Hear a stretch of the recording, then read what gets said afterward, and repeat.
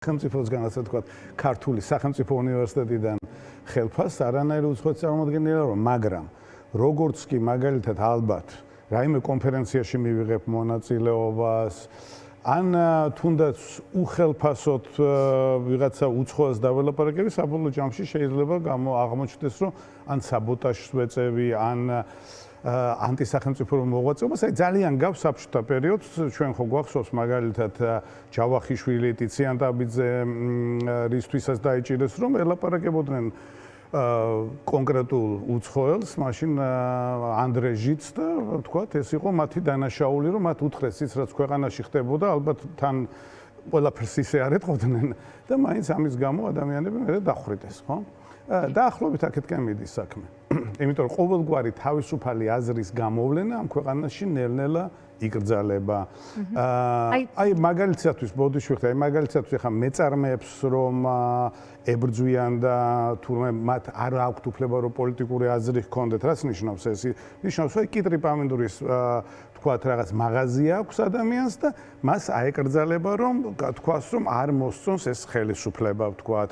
ან მაგალითად პლაკატი მიაკრას საკუთარ მაღაზიაზე რომ ავიც მე აფხაზეთი საქართველო ან ანწუხელიძე გმირია, იმიტომ რომ ეს პოლიტიკურ საქმიანობაში შეიძლება ჩაეთვალოს. აი აქეთკენ მივდივართ. საქართველოს ტერიტორიაზე საუბრობდით აქამდე ავტორიტარულ რეჟიმზე, შეგვიძლია ხა ვილაპარაკოთ თუ დიქტატურისკენ მიდის ეს ქვეყანა უკვე. მე მახსოვს წლების განმავლობაში თქვენ თეატ ულუკიანის მოსვლამდე ხელმძღვანელობდით ლიტერატურის მუზეუმს. იყო თუ არა, ვთქვათ, ევროპული დახმარებები ფონდებიდან, სადაც ხელნაწერების გადარჩენა უამრავი არტეფაქტი.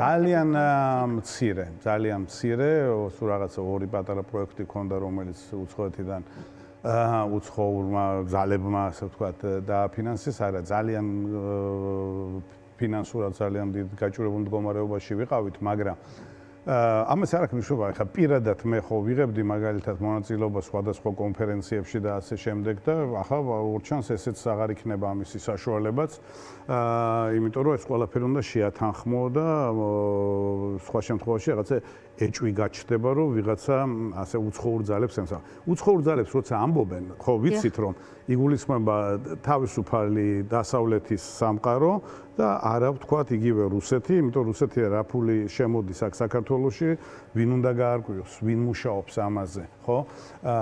და რა შემოაქვთ მაგალითად ხელჩანთითა და არ ხდება ისე ღიად და გამჭვირვალედ, როგორც მაგალითად დასავლეთიდან ხდება. კი ბატონო. გია